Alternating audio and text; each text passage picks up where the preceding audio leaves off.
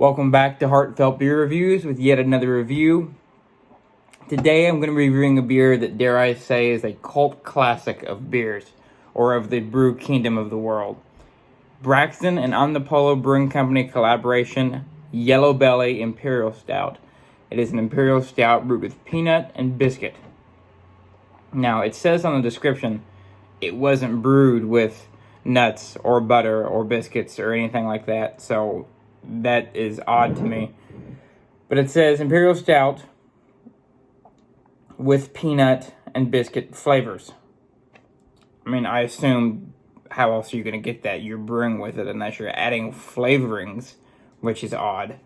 11% alcohol by volume, and it says on the description, can contains barley, wheat, oats, hops, yeast, and water, of course, and aromas of peanut and biscuit.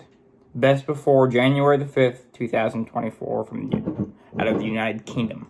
So, whatever that means, I can only assume that's just another term to use brewing. So Yellow Belly, this beer was actually made, collaborated by these two brewing companies to represent new. They wanted to, I guess it's I don't know if you would call it a political statement or a progressive statement, but it says, which I'm going to read to you on one of my other phone, is Yellow Belly, a person without courage, fortitude, or nerve, or a coward.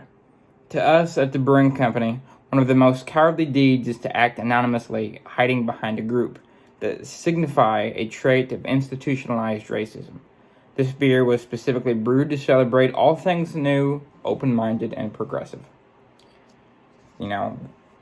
Whether any viewer or anyone else agrees or disagrees with that doesn't really matter. But I understand where they're coming from, and I think that's a positive trait moving forward in the future as a society as a whole. Other than that, this beer is legendary. I mean, I've heard nothing but good things. As far as I know, this is brewed in 2017. Again, it doesn't tell me when it was brewed on the bottle, which just really bothers me. There's no reason in the 21st century that all beer can't have a date that it was bottled or canned. It just should be an absolute guarantee, like anything else in the world. Your food's got it on there. Why not your beer that you're consuming? So that's something that I really hope that eventually becomes a constant thing through all breweries, that it's all dated, because granted, this is an Imperial Stout, it's 11% alcohol, it can last, it can hold up for a couple years. As it said, best enjoyed by 2024, but at the same time, I still would like to know. Maybe that's me being I don't know, maybe I'm too worried about it, but anyway, I think it's a good idea. I'm going to get this open, give you the aroma, appearance, flavor profile. Cheers. A peanut butter stout, I've had a few. The things that I have had, consider yourself hugged by Prairie. They make an Imperial Stout that has peanut butter and coffee, which was fantastic. I've had Belching Beaver's peanut butter milk stout, which was quite good. I have had a lot of other peanut butter beers, though, that tend to be quite thin, which is something that I've mentioned before that I really despise in beer. I think a thin stout ruins the mouthfeel and the overall rating of the beer. I mean, that's just my opinion. But I think among beer reviewers or, beer nerds such as myself, peanut butter beers are hit or miss. Again, all taste is subjective at the end of the day, so I can't tell you what's great or what's bad. I can only give you my own knowledgeable experience and opinion based on the beer. But in my opinion, peanut butter beers are either hit or miss. They're either fantastic or they're just not good at all. But we're going to find out. I've heard nothing but good things, like I said, on this beer, so I doubt it's going to be bad. Let's find out. Wow. Chocolate fudge. You get a noticeable buttered biscuit. Like it's almost like like an English cookie. Like a Biscoff cookie. Peanut butter is it's like a slight peanut roast. It's not like a sweet peanut butter. That's amazing. That's very surprising. Let's get a nice hard pour on here to see if I can get any head on here. To be honest, I'm skeptical.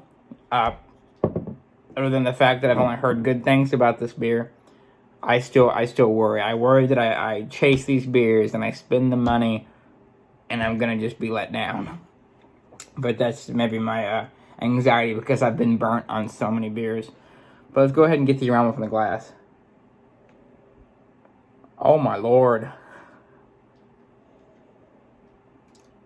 Coffee. Which is weird because it wasn't brewed with this. Now, I've read descriptions on this beer of other people that reviewed it that had coffee in it. I said, how? What? How can they brew if they're not going to tell you it's got coffee in it? But I get a noticeable, like, English biscuit, buttery biscuit cookie. Then the peanut butter, like a roasted peanut. Maybe a little bit of sweet peanut butter creaminess to it. And then coffee, just through and through, and big chocolate fudge. As you can tell by the appearance, it's opaque, it's as dark as night. A head didn't retain very long, already is completely dissipated, 11%. I didn't expect a whole lot. Of course, if it was higher alcohol content, I would have expected even less head to form. But I've let this sit out for about 12 minutes before I poured it just to be able to taste everything properly. Let's go ahead and give it a taste. Cheers.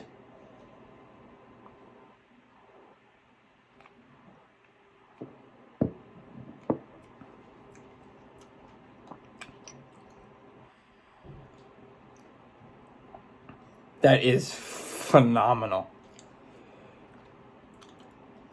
It's a lingering roasted malt. You get a moderate amount of deep, rich coffee. I'm not getting any of that green pepper skin that sometimes comes when high quality coffee is brewed. None of that. There's no astringency from the malt. The peanut butter is very, very light. Like I said, I think it's more of peanuts instead of peanut butter. Like, it's not super sweet. You're getting, just like I said, the big roasted malt. Chocolate fudge. I mean, chocolate fudge. It's like you're biting into chocolate fudge. This is ridiculous. This is so well melded, and it's nice and easy. It's even kind of earthy and smoky, which I really enjoy. The aroma on this is probably the best aroma on any stout that I've ever smelled, to be honest with you.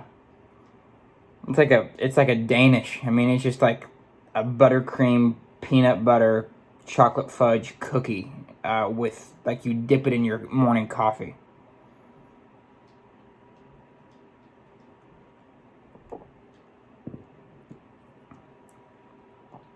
The mouthfeel is perfect. It's not thin at all, which I was quite worried about. It's low carbonation, so it's not too many bubbles in your face. But overall, this is already an A+. I've had 2 sips of this beer, and I've smelled it, and it's already an A+. There's not much deeper than I can go for, regardless of the social or political statement that they're trying to go for. This beer is a world-class stout. Like I said, as far as I know, the last time they brewed this was in 2017. I could be wrong. But regardless of the age, it's held up exponentially well. I couldn't picture this being any better than it is now. So if this had been brewed last week, regardless, this is one of the best beers I've ever had in my life.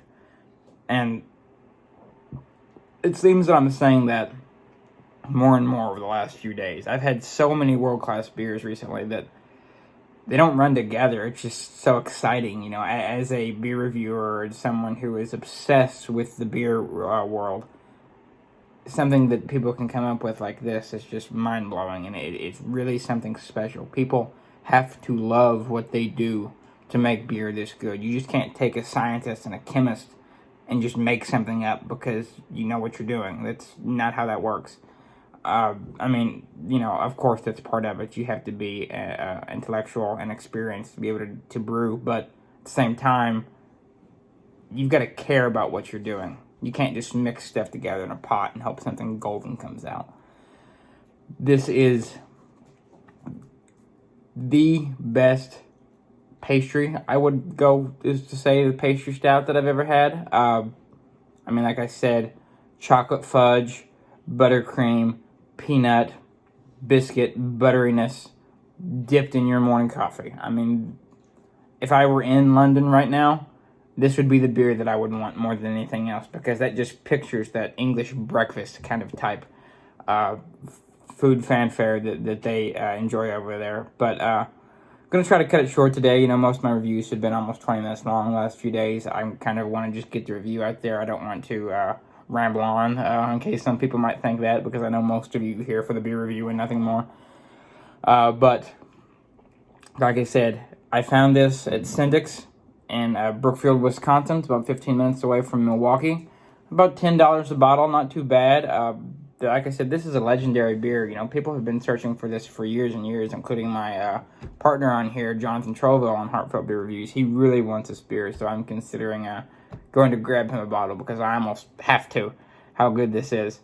But like I said, 11% alcohol by volume, Imperial Stout, peanuts, biscuits, buttery creaminess, chocolate fudge, roasted coffee. You couldn't ask for more.